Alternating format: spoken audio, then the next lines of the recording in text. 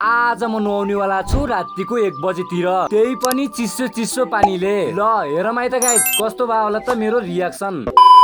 हे guys welcome to my mini vlog. I hope तपाईहरु सबै सन्चै आरामै हुनुहुन्छ होला। म पनि सन्चै आरामै छु। आज भोलि भने हाम्रोतिर पानी परिरहेको छ, त्यही भएर केटाहरूले बेलुकाको झरी डान्स देखाउँदैछन्। फेरि यहाँ अर्को भाइले आफ्नो लोकल डान्स देखाउँछ त भने यार, हामी पनि के को कम, त्यही भएर हामीले पनि देखायौं 17 Pro Max dance. So finally guys अन्तिममा आयो अल्ट्रा फेल खाने डान्स।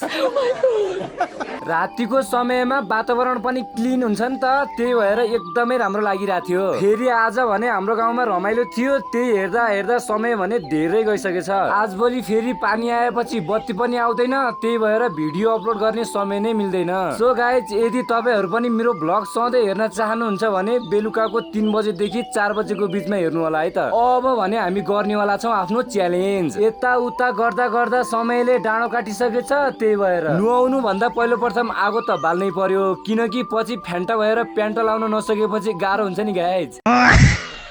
त्यही भएर आगो सागो बालेर म चाहिँ लाग्यो नुहाउनतिर। सुरु सुरुमा एकदमै गाह्रो भइरहेको थियो, पछि पछि त मजा आउँछ त हौ। हालेको हालै यता उता गर्दा गर्दा मेरो त पुरै बिहाल भइहाल्यो भने। एकैछिन पछि नुहाएर पनि सकाएँ र आज एकदमै ढिला भएको कारणले गर्दा मैले खाना साना पनि खाएको थिएन, त्यही भएर खाना साना खाएर अब चाहिँ म सुत्छु। हस्त साथीहरु यति नै थियो आजको हाम्रो ब्लग। मन पर्यो भने like comment share and save गर्न नछुटाउनु होला। See you the next video, bye by.